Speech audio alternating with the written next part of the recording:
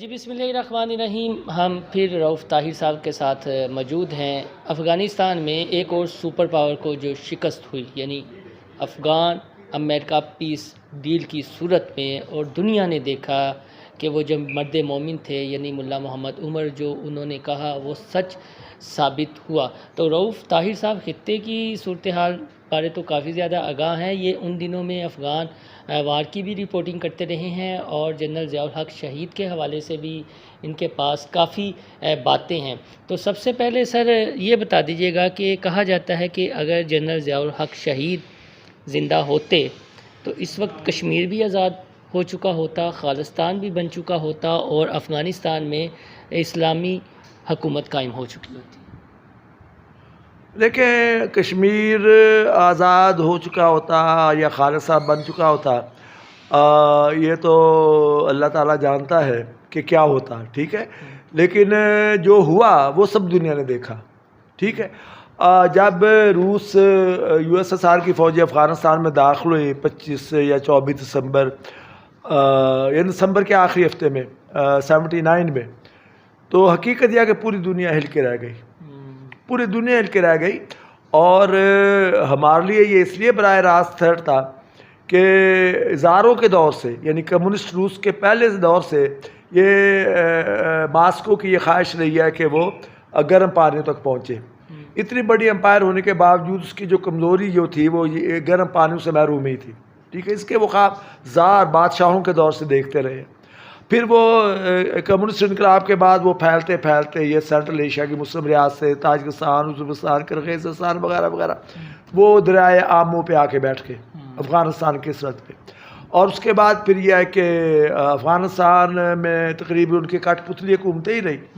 لیکن اس کے بعد پھر یہ ہوا کہ وہ انہوں نے افغانستان پہ آ کے قبضہ کر لیا، ببرک انور کو لے کے آئے اور اسے لا کے بٹھا دیا جو پپٹ تھا، اور روسی فوجیں براہ راست آ کے بیٹھ گئی. اس موقع پہ ضیاء الحق کا یہ خیال تھا کہ ہم سینڈوچ بن گئے نا. ایک طرف ایک منی سپر پاور ہے انڈیا، ایک طرف ایک سپر پاور ہے یو ایس ایس آر، جو ان دنوں امریکہ اگر نمبر 1 سپر پاور تھا تو کم از کم نمبر 2 سپر پاور تو دنیا میں یو ایس ایس آر تھا نا. اب ہماری پوزیشن ایک سینڈوچ کی پوزیشن ہو گئی تھی. اور برزنسکی جو ان دنوں صدر کارٹر کے مشیر تھے، برزنسکی، ٹھیک ہے، وہ پاکستان آئے اور ایک وفد کے ساتھ، اور یہ میسج لے کے آئے کہ جی ہم یو ایس ایس آر کو یہ جو ڈیورنڈ لائن ہے اس سے آگے نہیں بڑھنے دیں گے. افغانستان وہ کہتے تھے کہ جس طرح سینٹرل ایشیا ریاستیں روس امریکہ کے فطری حلقہ اثر میں ہے، اسی طرح افغانستان کو بھی ہم سمجھتے ہیں امریکن کہ بھی یہ روس کے ہم روس کو آگے نہیں بڑھنے دیں گے اب، ٹھیک ہے. تو اس کے لیے ہم آپ کو ڈیفینس امبریلا بھی مہیا کریں گے اور یہ کریں گے. ضیاء الحق کا یہ جواب تھا کہ اصل میں دنیا میں عالمی طاقت جو ہے وہ آپس میں سودے بازی کرتی رہتی ہے. کل اگر آپ کہیں اور مداخلت کریں گی اور روس آپ کو وہاں رائے دے دے گا تو آپ یہاں روس کو رائے دے دیں گے.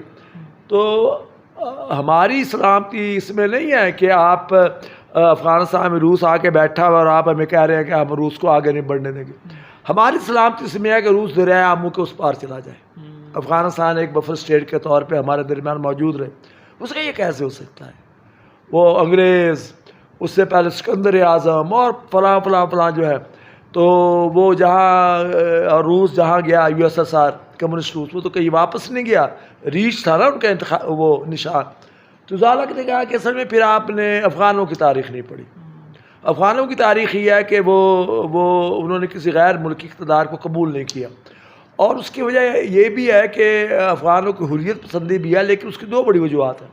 ایک تو افغانستان کا جغرافیہ جو ہے نا، وہاں کے پہاڑ، وہاں کے کھو، وہ جو کیا کہیں گے درے، اور وہاں کے غار، یہ، اور ایک مشکل افغانستان کی سرزمین یہ، اور دوسری طرف عام افغان اونچا قد، عیاشی پسند ہے نہیں، وہ گڑ کی ڈلی آپ اسے دے دے، 2 روٹیاں اس کے سپرد کر دے، وہ آدھی کھائے گا آدھی اس پہ ڈالے گا، اور وہ گوریلا بننے کے لیے نکل کھڑا ہوگا.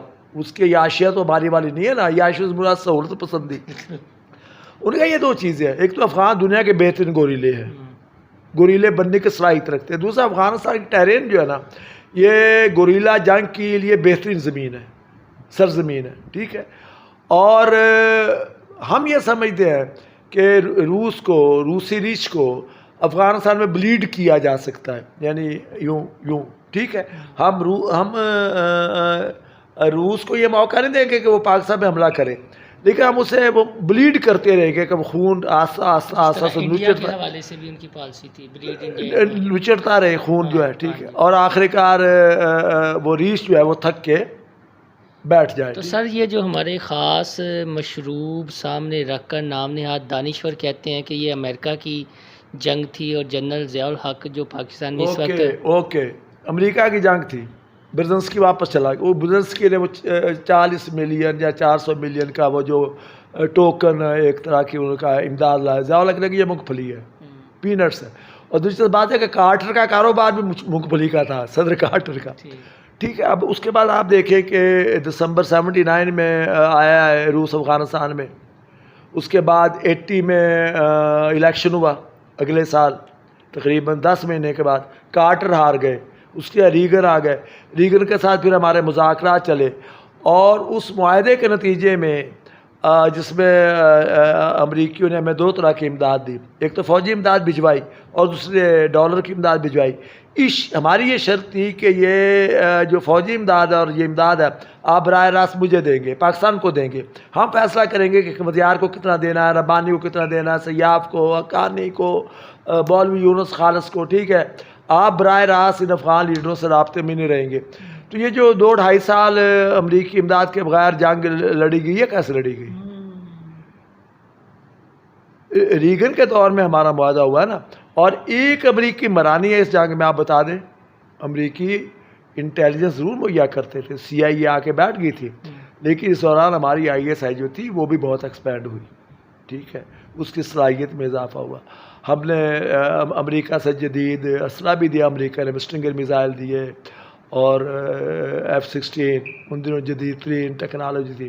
40 کے قریب وہ تعداد تھی جو کراچی سے لاہور سے اٹھ کے انڈیا کے آخری کونے تک مار کر پھر اسی فیول کے ساتھ واپس آنے کی صلاحیت بھی رکھتے تھے.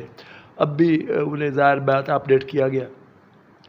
تو اس لیے یہ تو ان کا خیال ہے نا. باقی یہ بات درست ہے کہ ضیاء اللہ کو یہ خطرہ تو موجود تھا کہ انڈیا کی چونکہ روس سے معاہدہ ہے اور روس کے کہنے پہ انڈیا ادھر ہمیں پریشرائز کر سکتا ہے اس بارڈر پہ نا.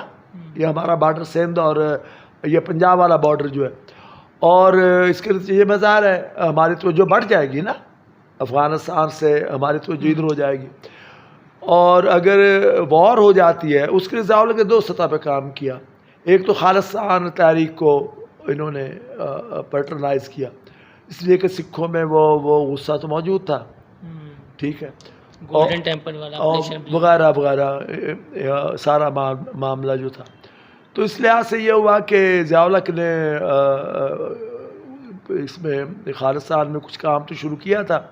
اسی طرح کشمیر کے لوگ جو تھے ان میں یہ جذبہ پیدا ہوا کہ اگر USSR کو افغانستان سے شکست دی جا سکتی ہے تو انڈیا تو USSR نہیں ہے، منی سپر پاور ہے نا USSR کے مقابلے میں، تو ہم اسے کیوں شکست نہیں دے سکتے کشمیر میں. لیکن شاید کشمیر کے حقائق خانہ جنگی گوریلا جنگ کے لیے اس طرح نہیں ہے جس طرح افغانستان میں تھے. اور پھر سب سے بڑی بات یہ ہوئی کہ ضیاء اللہ کا قتل ہو گیا، ان کے ساتھیوں کا بھی، تو شاید اس سے بھی تک یہ معاملہ حل نہیں ہوا.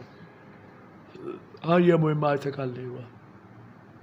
کچھ اپنے لوگ بھی ملوث تھے. رپورٹس آپ نے اللہ کا انٹرویو ابھی میں نے چھاپا تھا پچھلے دنوں.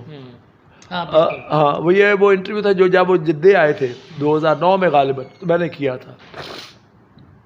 وہ تو جنرل بیگ پہ بھی شک کا اظہار کرتے ہیں اور کچھ اور لوگوں پہ بھی شک کا اظہار کرتے ہیں، امریکیوں پہ بھی شک کا اظہار کرتے ہیں، انڈیا اور USSR پہ بھی.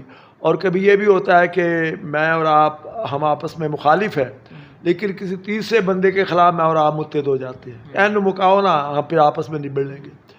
تو اس لحاظ سے شکوک و شبہات تو ہیں، امریکیوں پہ بھی ہیں اور سوویت یونین پہ بھی اس لیے کہ ضیاء الحق نے یہ تو کہنا شروع کر دیا تھا کہ اب ہم افغانستان کے بعد سینٹرل ایشین ریاست. تو دوستو رؤف طاہر صاحب کی باتیں آپ کو پسند آئیں تو میرا چینل انسائیڈ اسٹوری سبسکرائب کرنا نہ بھولیے گا. اللہ حافظ. سارے لکھی نہیں کسی